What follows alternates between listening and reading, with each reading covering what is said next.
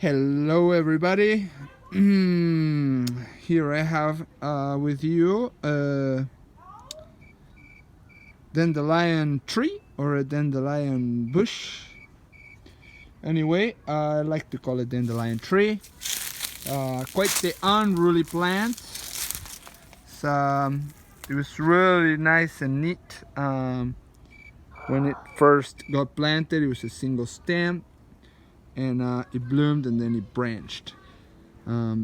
Species is Sonchus canariensis from the Canary Islands out there in the Mediterranean, and it's a really lovely plant in the Asteraceae family, the aster family, and as I said earlier, this plant was really nice and neat, and after its first bloom it just kind of branched like crazy, and it lost its tidy form. However, it doesn't stop being super cool plant. I really love it. It was a gift. I think most of the plants I will tell you about, if they're in my garden, I'm gonna have to tell you the truth, they're all gifts. Anyway, beautifully arranged in alternate leaves, arranged alternately, almost in whorls. No, they're not whorls, they're alternate, but in this beautiful rosette form. And anyway, the leaves themselves have such a nice margins. They're all these teeth that look so gorgeous.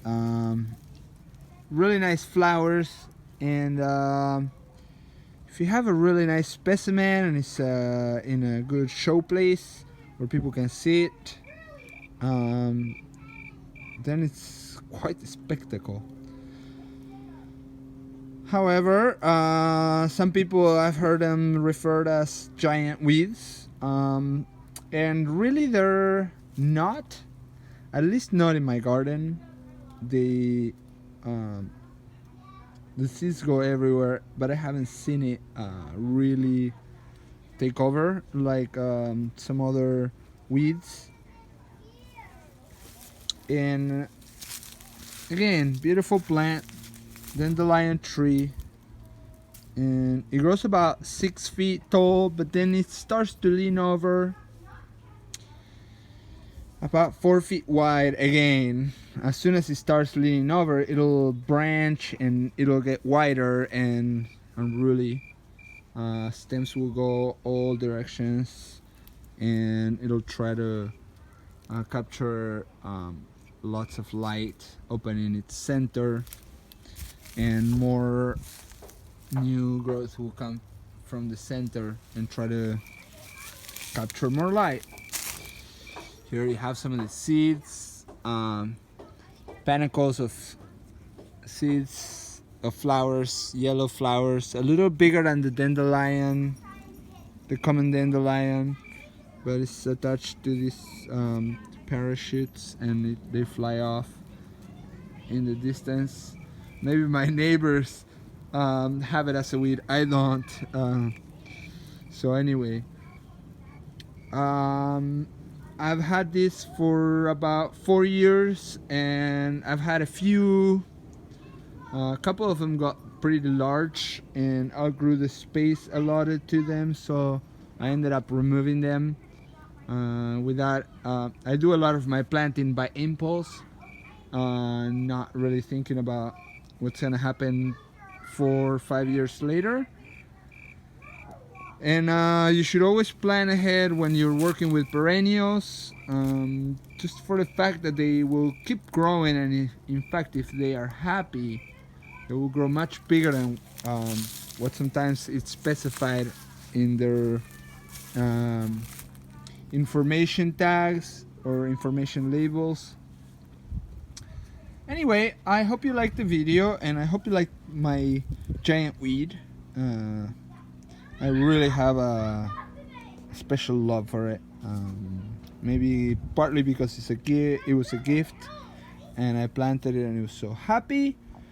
Partly because you don't see it around so much. Again, this is growing in Oakland, and I'm keeping an eye on it. I haven't checked with my neighbors to see if they are becoming weeds over there, but keeping an eye, you know, when you plant some new species, you always want to keep track of them, make sure they're not getting out of hand and invading your garden and your neighbors and their neighbors and down the street. And especially you want to be careful if your garden or property is close to the wildlife areas, woods, forests, because once a weed gets out of control and there's nobody either grazing on it or, you know, utilizing it to keep it under control, then